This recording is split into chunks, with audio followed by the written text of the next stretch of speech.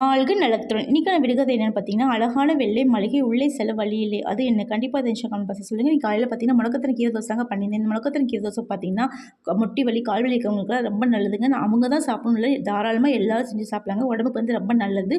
நான் வந்து இன்னைக்கு வந்து முடக்கத்தான் கீரை தோசைக்கு வந்து தொட்டுக்க வந்து சிம்பிளா வந்து தேங்காய் சட்னி வச்சு சாப்பிட்டீங்கன்னா, அவ்வளோ தெய்வமா தான் இருக்குங்க. உங்களுக்கு இந்த ரெசிபி தெரியணும், அப்புறம் வந்து கீழ வந்து ஒரு சின்ன ப்ளே பட்டன் இருக்குங்க. அத டச் பண்ணீங்கன்னா, இந்த ரெசிபி வந்து உங்களுக்கு ஃபுல்லா வருங்க. இந்த மாரி செஞ்சு சாப்பிட்டீங்கன்னா, ஆ குழந்தைங்க கூட விரும்பி சாப்பிடுவாங்கங்க. அவ்வளோ டேஸ்ட்டா இருக்கும். நான் கொஞ்சம் வெங்காயம் வச்சு சாப்பிட்றப்ப ரொம்ப நல்லா இருந்துச்சுங்க. ஸோ இத நான் அன்னைக்கு காலையில சாப்பிட்டது. மதியம் வந்து எனக்கு பெருசா பசி இல்ல. ஸோ ஈவினிங் வந்து பிள்ளைங்களுக்கு வந்து ஸ்நாக்ஸ் பண்றப்ப அதவே நானும் சாப்பிட்டுட்டேங்க.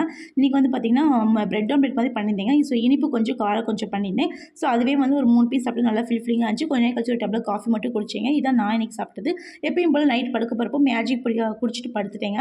ஸோ இதான் நான் இன்னைக்கு சாப்பிட்டது. நீங்க என்ன சாப்பிட்டீங்க? கண்டிப்பா கமெண்ட் பாக்ஸ்ல சொல்லுங்க. உங்களுக்கு இந்த வீடியோ பிடிச்சிருந்துச்சா ஒரு சின்ன லைக்கும், ஷேரும், சப்ஸ்கிரைபும் மறக்காம பண்ணிருங்கங்க. வாழ்க வளத்துடன்!